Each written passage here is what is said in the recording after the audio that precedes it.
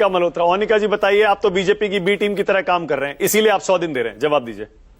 देखिए, अब इनको क्या क्या कहें कि गोवा क्या करने गए थे या उत्तराखंड क्या लड़ने गए थे, बात छोड़िए। मेरा ये कहना है कि देखिए, दूध का जला हुआ छाछ भी फूक फूक के पीता है। जाहिर सी बात है, आम आदमी को कष्ट तो हुआ ही है ना कि भाई उनके हाथ से सत्ता चली गई। रहा सवाल ये, मानक जी, 10 साल दिल्ली ने सिर्फ यही तो देखा है, तू मैं तो देखी है, काम नहीं हुआ और आपस में मनमुटाव और ये सब चिट्ठीबाजी और ये बातें हुई। तब बीजेपी करती थी, आप आदमी जो भी एलजी को ब्लेम देती थी। अब सत्ता आ गई है तो फिर भी वही हालत है। बट लोगों ने इसलिए बीजेपी को दिया कि केंद्र में सरकार है, शायद दिल्ली का उद्धार हो जाएगा, हो सकता है एमसीडी की जो हालत है वो ठीक हो जाए, हो सकता है इंफ्रास्ट्रक्चर ठीक हो जाए। उसी आशा से शायद बीजेपी की तरफ हाथ दिल्ली के लोगों ने बढ़ाया। हाँ, ये बात सही है मानक जी कि देखिए, प्रधानमंत्री की बात का बहुत वजन होता है, ये तो जाहिर सी बात है। और वो कुछ कह दें और ऐसे ऐसे करके भी अगर कहते हैं तब भी बात हल्के से नहीं लेनी चाहिए, बात प्रधानमंत्री की है। लेकिन रहा सवाल गारंटीज का, सर मुझे तो लगता है मोदी जी की गारंटी की कोई गारंटी नहीं है, बिकॉज बहुत सी बातें से निकली हैं जो नहीं पूरी हुई हैं। बहरहाल दिल्ली वासियों के लिए तो मैं यही उम्मीद करूंगी, ठीक बात है अगर हमारी पार्टी ने कहा है, और जाहिर सी बात है 100 डेज देने चाहिए। 27 साल बाद सर क्या कहते हैं, सक्सेस मिली है इनको, बहुत बड़ी उपलब्धि उनकी हुई है। 27 साल तक लोगों ने इनको घुसने नहीं दिया था, इनको पता था कि क्या हाल ये एमसीडी में कर चुके। बहरहाल मुबारक, दिल्ली में आए हैं, लेकिन जो वायदा किया वो पूरा करें। हम भी इंतजार देखेंगे, आफ्टर ऑल हम भी इसी दिल्ली के रहने वाले हैं। हमें उम्मीद है कि जो महिलाओं के लिए वायदा किया, बाकी चीजें जो की हैं, और भी गंगा यमुना सरस्वती, जितनी भी नदियां, जितने भी अच्छे काम इन्होंने गिनवाए, एनवायरमेंट, उम्मीद करती हूँ ये करेंगे। और जुझारू प्रधानमंत्री हैं, वो तो अमेरिका जाके भी इतनी बात सुन के आ जाते हैं, वेस्ट और रेसिप्रोकल रेट, क्या क्या सुन के वहां से आ जाते हैं, लेकिन हमारे प्रधानमंत्री हैं, हम विश्वास करते हैं हमारे प्रधानमंत्री की बात पूरी होगी, नीचे नहीं गिरने देंगे भारतीय जनता पार्टी। ओके, आप अभी ऐसे ताली बजाकर क्या इशारा कर रही थी, मैं समझा। वो प्रधानमंत्री कहते, महिला को मैं कह रहा हूँ 8 मार्च को अगर नहीं हुआ तो खाता जोड़ लीजिए, वो उनका एक स्टाइल है ना। तो बहुत जोश से वो कह रहे थे और कन्विक्शन से कह रहे थे, तो मुझे लगता है कि ये खुशी का मौका है, वो एक तरह से खुशी इजहार कर रहे थे अपना।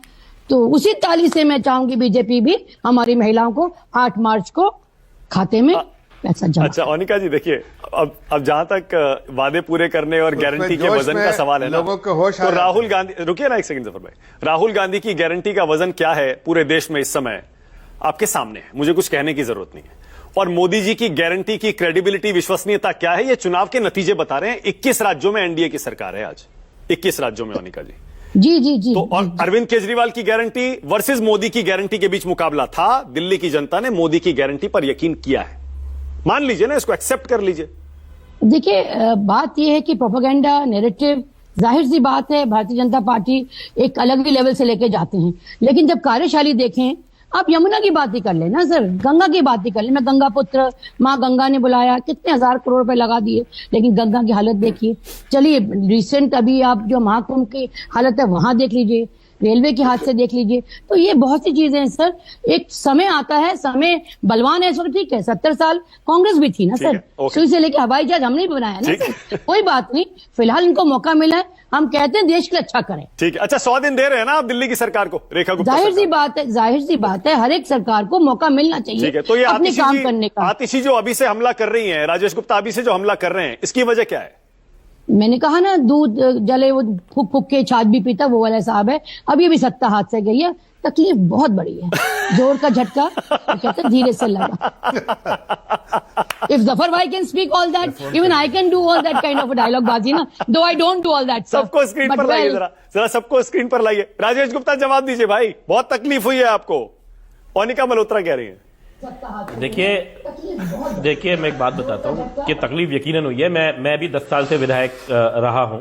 तकलीफ इसलिए होती है कि जब आप बहुत ज्यादा पब्लिक के अंदर रहते हैं, 5 बजे साइकिल चलाते हैं, किसी के दुख में जाते हैं, सुख में कॉन्टिन्यूसली जाते हैं, अपने घर परिवार को छोड़ते हैं, तो आपको दुख होता है। लेकिन जैसे अभी ओनिका जी ने एक लाइन और गई कि जब एक अलग ही किस्म का प्रोपेगेंडा चलता है, जब टीवी पे लगातार एक घर को एक नाम दे दिया जाए, जैसे राहुल गांधी जी को एक नाम दे दिया गया, हम तो नहीं कहते पप्पू, इन्होंने नाम दिया। मैं ऐसी राजनीति को, मेरी पार्टी है, मैं पसंद नहीं करती। एक ब्रांडिंग करके एक आदमी को कर दिया गया कि ये तो पप्पू है, तो वो ठीक नहीं है। एक मकान को एक नाम दे दिया गया कि भ्रष्ट तो है ना, जबकि वो एक मुख्यमंत्री। राहुल गांधी भ्रष्ट तो है, मेरा बेईमान तो है। राहुल गांधी बेईमान भ्रष्ट तो हैं। नहीं देखिए, ये तो आप ही कहते हैं।